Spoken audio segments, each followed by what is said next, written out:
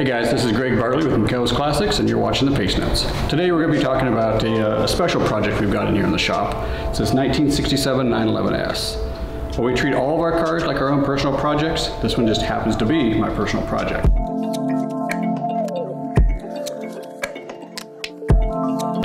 So let me kind of run you through what we've got going on with this car.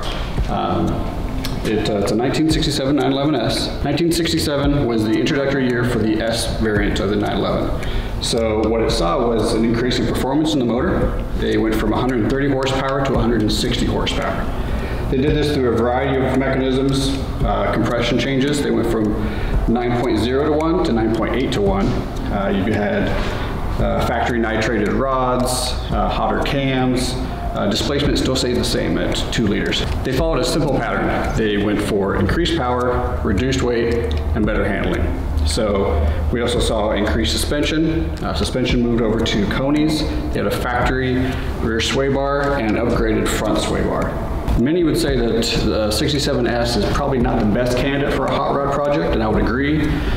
They only made 1,823 of these in coupes, and it was only 67 that came into the US. In 1968, they brought in the 911L. The 911L was basically a detuned S. Because of emissions, they couldn't bring in the S. So really, 67S was the only early S short wheelbase that they could bring into the US. So these are fairly scarce. This was a non-matching numbers example, so it was a perfect candidate for a hot rod. This particular car is in tangerine, which is a pretty popular color for hot rods, but this is actually the factory color. This was special order for 1967. So I got this car in 2014, and it was just really a wreck. It came in on a wooden homemade dolly. It's seen years and years of cobbled together garage metalwork. We're talking pan screws in the rockers, just a mess. So we had about 2 years worth of metalwork and paint work, paint prep for this vehicle to get to where we're at today, where it's ready for assembly. I'll walk you around the car and we can take a look at some of the upgrades that we've made on this.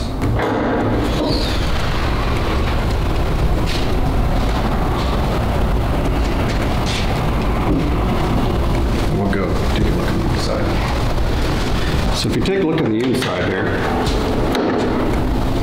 so from the factory they used a Schutz on the interior, which is like an undercoating, basically. It is an undercoating. And it was a kind of a gummy material that you could flake off with your thumbnail.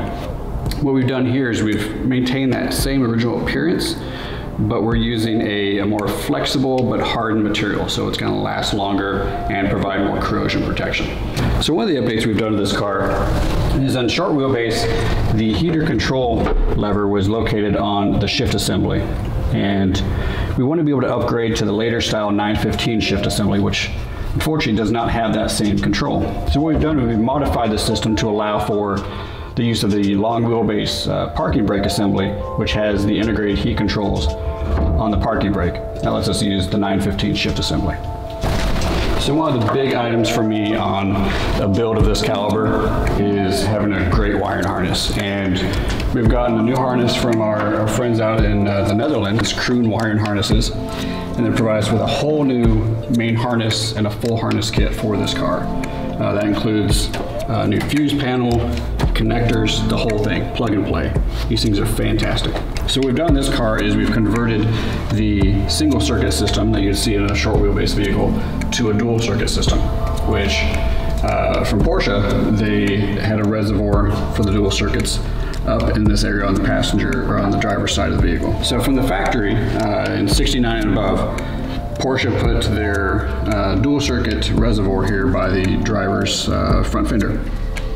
And short wheelbase, they had this bottle here, the reservoir, in the smuggler's box, but it was a single circuit system. So we took the reservoir out of a BMW 2002, which was dual circuit, and had the same bottle style, and we modified it to work in this car. So it's got all the appearance of a short wheelbase car, but it has all of the benefits of having a dual circuit, long wheelbase style system.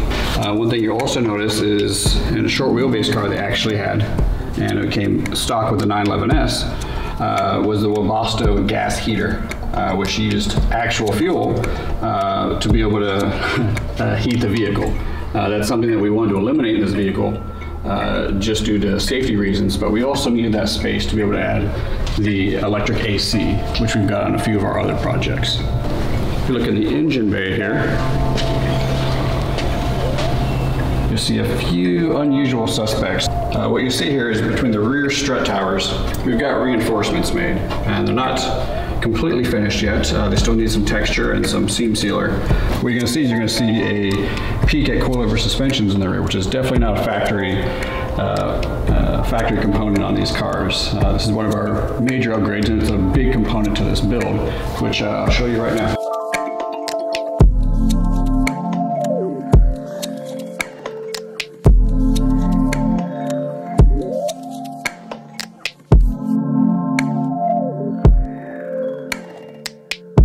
So this is where you're going to see the bulk of the upgrades to this car. These are KW coilovers. They're the Club Sport 2 two-ways, so you can adjust both the dampening and the rebound. And it's a big improvement on these cars, which were torsion-based originally, which is a great system, but this allows you to really dial in your ride quite a bit more, and whether you want something that's going to be track ready or something that's a little softer for the street, this will provide you a great range. But because of that, you're changing the load on the vehicle. So in a torsion bar based system, you're really getting most of that load that's going between the torsion bar tube. Here, the entire load is going, it's transitioning from the wheels through the suspension up to those shock towers. And without that reinforcement, you get a lot of chassis flex, a lot of body flex, and you start cracking your cross members. So this was really a major element to this build, is being able to make sure that the body and the chassis is reinforced properly. Other things you note here in the rear, we've got these upgraded fuel lines. These are Turbo 930 fuel lines, both a feed and a return line. Normally on a 67S or the 67 911 in general, you would have one single hard line, and that was just a feed line. So this gives us a lot of options as far as fuel delivery. We can put in a larger motor and a lot of different fuel delivery systems. So it gives us quite a few options for this build. So to be able to do this conversion over to coilovers in the rear, you have to eliminate the factory spring plates. And this is a spring plate by Rebel Racing, which is based off the Porsche 935 race car. So a very and required upgrade for coilovers. This gives you a lot of adjustment as far as toe with your rear wheels. So big upgrade. Another thing you notice here in the back, it looks like just a standard ventilated brake disc, but for 67 and 68, this was the introduction for vented brake discs. And so what you'll see is they don't make these anymore, and they definitely don't make them ventilated. So what we've taken is a 924, 928/944 brake rotor, and we've turned it down to be able to fit this vehicle. So it's kind of a pain that you can't just get this off the shelf, but it's one of those custom things that we have to do to be able to make this whole system work. So 1967 was actually the introductory year for the Fuchs wheel. They came with 4.5s by 15s. What we're going to be using is the 6 by 15, which is used on later models. So they're painted in the same scheme as the 67S, but we're going to have a wider stance with it. Now you come up to the front and you'll see another very non-standard upgrade here. And we've talked about this in the past. This is the 935 front end replacement. This is also by Rebel Racing. You see it replaces the cross member with an aluminum cross member. You get all sorts of Hyman ball joints for adjustment. And you'll see these are actually JWE control arms. And these are unique, at least in our builds.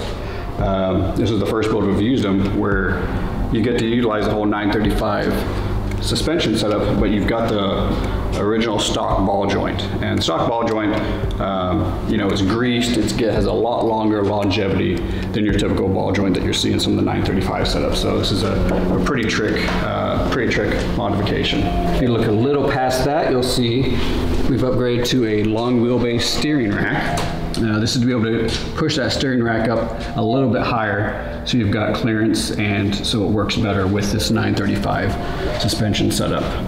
You'll see a 23 millimeter master cylinder, so same size as you'd see on a 930 turbo, except for this is the non-boosted version. So We'll be running a larger brake system than the 67S had. We'll be running the early S, or basically the 72-73 alloy S caliper, which you can see here. So what you can see here, this is the early S aluminum caliper. So this was introduced right around mid-year 1972 and ran through about 73 to 74.